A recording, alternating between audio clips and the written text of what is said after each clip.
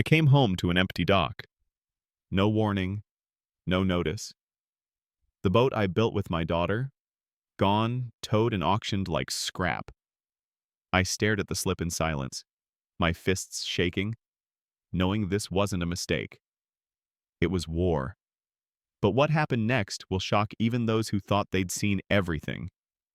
But first, let's go back to the beginning.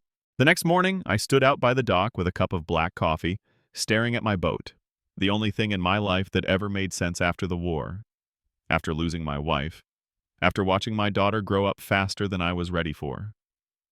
She was docked cleanly, ropes secured with proper knots, hull polished just 2 weeks prior. She wasn't an eyesore. She was immaculate.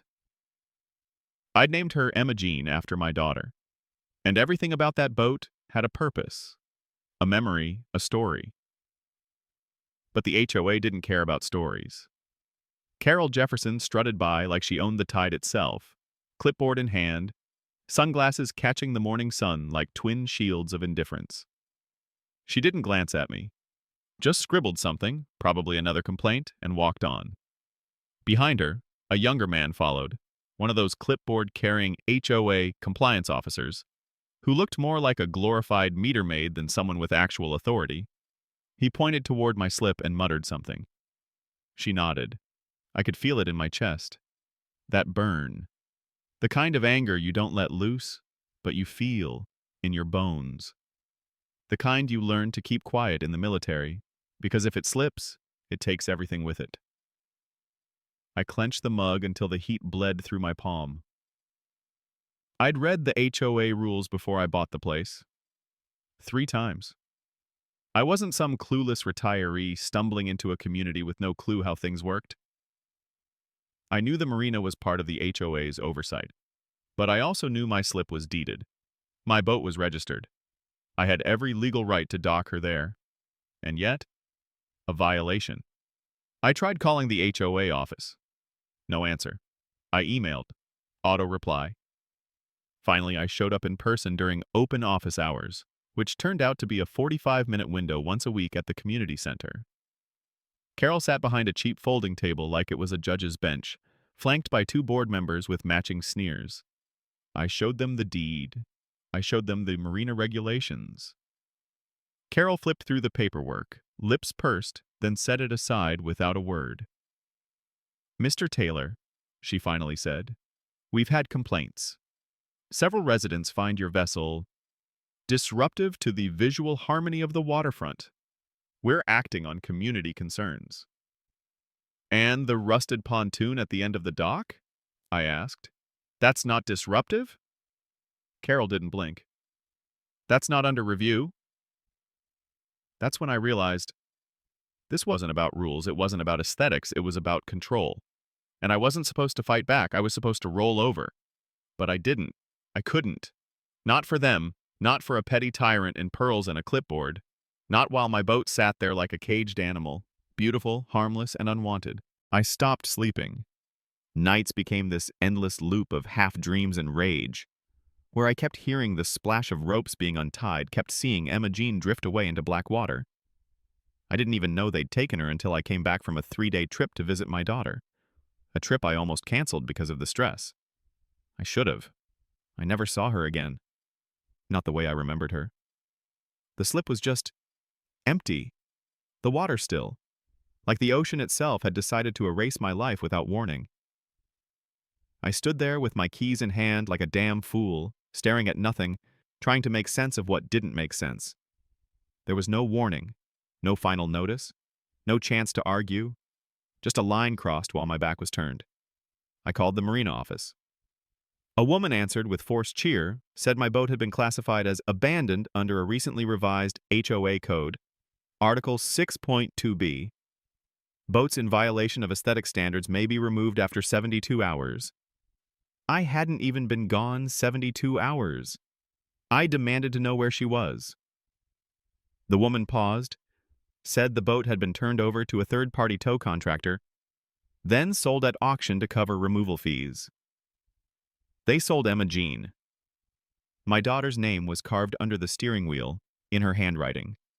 She was 12 when she did it, still learning cursive, the E a little crooked.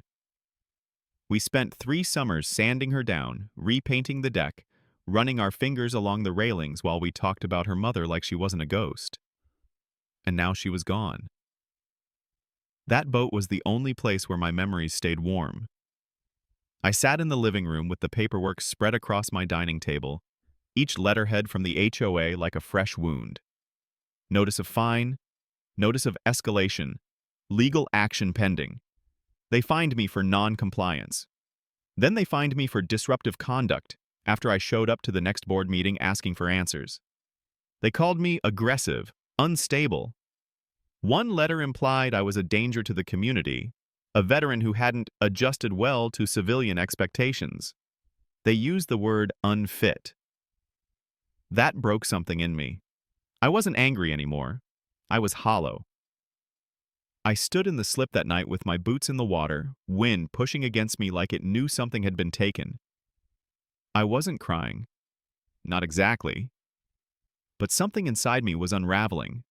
Like a rope fraying under strain, one fiber at a time. I almost left. I almost sold the house and walked away. But grief has a strange way of sharpening focus. That's when I started combing through the original deed. The one from when the land was first parceled, looking for anything they hadn't covered. And I found something they had missed. The silence after that letter was the sweetest sound I'd heard in months. 3 days. Not a single HOA email. Not a single fine. Not a single threat dressed in lawyer speak. I imagined the boardroom. Carol Jefferson stiff in her designer blazer, clutching her pearls, or more likely her bylaws, trying to spin what just happened. Because what happened was this. The man she tried to paint as a disruptive veteran had just bought the front door to her kingdom, and she never saw it coming. I found the parcel while combing through municipal tax records, looking for anything with the word Marina in it. Page 46 of a scanned document from 1997 listed easement under review. The access road had been leased temporarily to a contractor during development, but that lease expired, and the parcel wasn't absorbed by the HOA afterward. It sat in limbo, unpaid, until the county listed it for tax delinquency. The land was shaped like a thorn, narrow, sharp, overlooked, but crucial. 12 feet wide and about 60 yards long, it didn't look like much, just a gravel lane with a sagging chain-link fence on one side and a mess of oleander on the other. But it was the only way trucks and trailers could reach the marina. The HOA had paved nothing else. Even pedestrians used that strip to haul gear, roll carts, drag coolers. It was the artery of the marina, and I had bought it for $11 and a signature. The fence I installed wasn't petty, it was lawful. Sturdy, 6 feet tall, black steel with a keypad lock, the kind you couldn't cut with bolt cutters. I put up a tasteful sign. Private access. Entry by permit only. No neon, no threats, just authority. Carol responded 5 days later, dressed in civility and poison. A typed letter on HOA letterhead. Mr. Taylor, we request a meeting to discuss terms of shared use regarding the Marina Access Corridor in the interest of community cohesion. Community cohesion. I framed that letter because now they were knocking on my door. Now they were the ones asking. And for the first time since they took my boat, I felt something that had vanished the day I found that empty slip. Not revenge, not satisfaction. Leverage. And buried inside that leverage? Hope. The next HOA meeting wasn't a gathering, it was hope. It was a mutiny in slow motion. Carol Jefferson stood at the podium, a stack of documents trembling in her perfectly manicured hands, but her authority evaporated under the weight of her neighbor's fury. Every sentence she tried to deliver was cut short by shouts. I've got a haul of repairs waiting. My engine's busted, and the mechanic can't get through. We warned you, Carol. They weren't angry at me. They were angry at her. And as she scanned the room, her once loyal majority now splintered and shouting. I watched her face fall from fury to fear. The same woman who scrawled threats in red ink across violation slips was now boxed in by her own rulebook. And that pontoon? The rusting eyesore she'd protected for years. Under my usage agreement, it was now in direct violation of my aesthetic standards. Non-operational. Covered in tarps. I gave her 30 days to comply. She threatened legal action again, but this time, it was theater. My attorney, a calm, precise man who rarely raised his voice, dropped the judge's ruling on the table with a satisfying thud. Property deed confirmed. Access rights void. The courtroom had sided with me. Carol's final stand lasted another 2 weeks. But resistance without leverage is just noise. They caved. The meeting that followed was held not in the HOA conference room, but at the local rec center, neutral ground. Her power was gone. The board came in nervous. I came with a draft. The Taylor-Marina Access Agreement. Simple. Fair. Ironclad. It locked in permanent grandfather rights for all slip owners at the time of signing. Required 2/3 community approval for any future bylaw changes involving the marina. And most important, it guaranteed no fines, no removals, no HOA interference with legally docked seaworthy vessels. Carol resigned that night. No speech, no goodbye. Just a clipped, effective immediately. And my boat? My girl Emma? She came home. Neighbors I'd never spoken to before came by, offered help, even contributed to the GoFundMe that helped me reclaim her.